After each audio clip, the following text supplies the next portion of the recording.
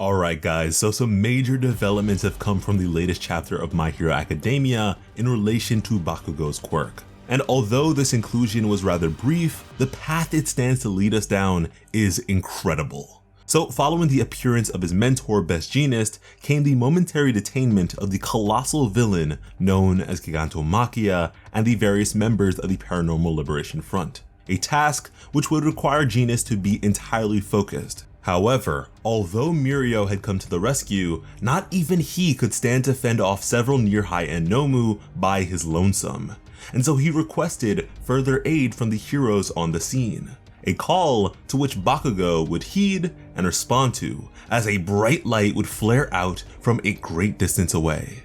As in only an instant, faster than the speeds of even Ida, Bakugo had made his way over despite his now incredibly injured state. But before doing all this, Bakugo reflected on the very change that allowed for such a thing to begin with. First and foremost, he took note of the sort of radical difference between his typical and the sort of explosions he'd let off when going to save Deku. That he had never done anything on that level before, as they were now incredibly condensed, causing them to be simultaneously faster and stronger than ever before. But here's the kicker. This change came about when he found himself on the verge of death, a clear indicator that allows us to conclude that this is in fact a case of quirk awakening. Thus far, there have been very few examples of this sort of phenomenon, but thanks to circumstantial stimulants, a person may attain new aspects or strength to their quirk that was not previously possessed. Something we saw from Toga during the League of Villains fight against the Meta Liberation Army, as she unlocked the ability to use the quirks of those she particularly loves when adorning their visage. And this was thanks to the near fatal beating she received from Curious and her various henchmen. Now at that, Bakugo's quirk-based progression is something that we have discussed at length in the past, particularly with our Quirk Evolution series, and with that, although we sought to achieve it by different means, we concluded that a tenfold increase to his speed and movements would allow for Bakugo to remain in contention with the other top tier combatants of the story, and here we are. Now, more than just being pushed to near death, I think another catalyst to his development was an act of true heroism. Since early childhood, like many other kids, Bakugo had always desired to be a hero, admiring All Might just as Deku did. However, this admiration was primarily strength-based as opposed to the concept of heroism itself. Bakugo desired to be the strongest and further fuel his own vanity. And although he has changed quite a bit over the course of the story thus far, unlike Deku, he had never really experienced a heroic moment of his own. We've seen plenty brazen shows of strength and overwhelming dominance, but nothing indicative of heroism, which is precisely the aspect that he lacked and desired to uncover with his field studies under the #1 hero, Endeavor. He always knew his quirk to be amazing, but with his newfound emotional and introspective maturity, also now knew that he was missing something.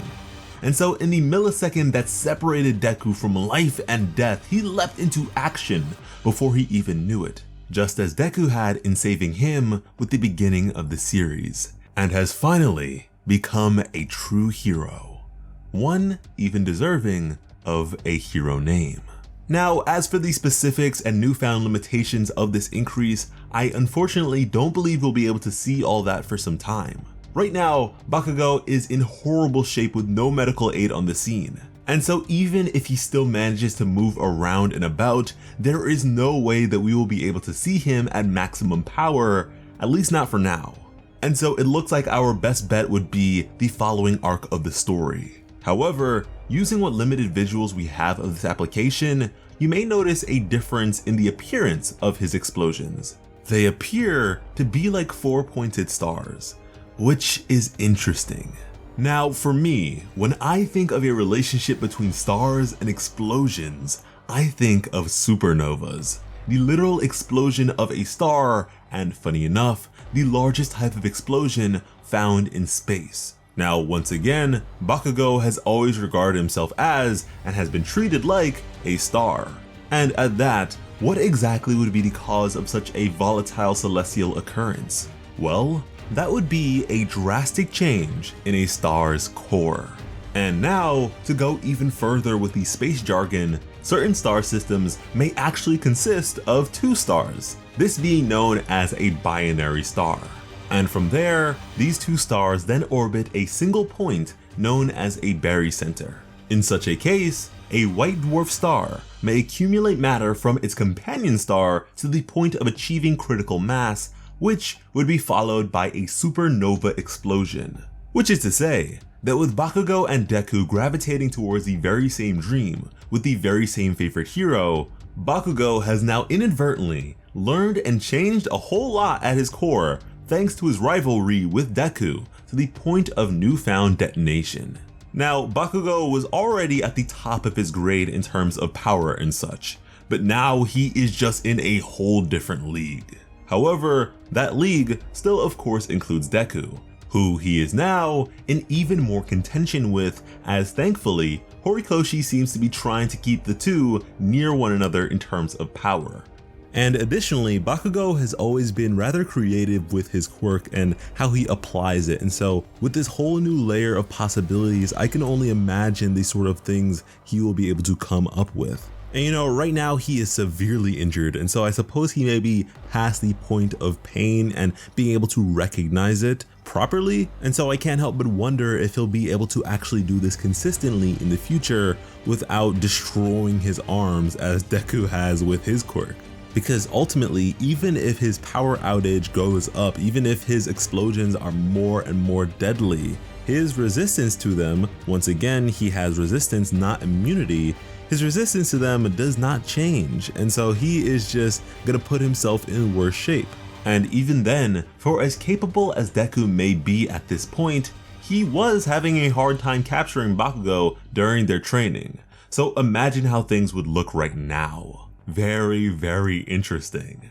And hopefully you guys are just as interested as I am to see what's to come from all this, as if you couldn't tell from the Quirk Evolution series, I love these sorts of power-ups and developments from our various cast members. Last time, I didn't get the chance to talk about my accurate prediction of Mina's Acid Man technique, but this time around, plot armor is of course more powerful and dedicated than ever. And also, excuse me for the space references, I really wanted to be an astronaut in kindergarten.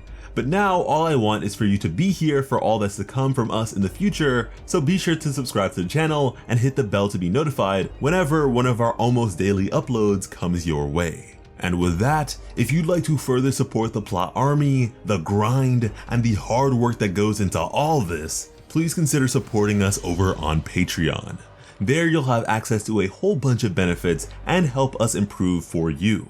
With all that being said, I probably don't even need to say it at this point, but you already know that when it comes to bringing you some of the best My Hero Academia content on the platform, Plot Armor has you covered. As always, I am Slice of Otaku. Thank you all so much for watching and have an awesome day. I love you.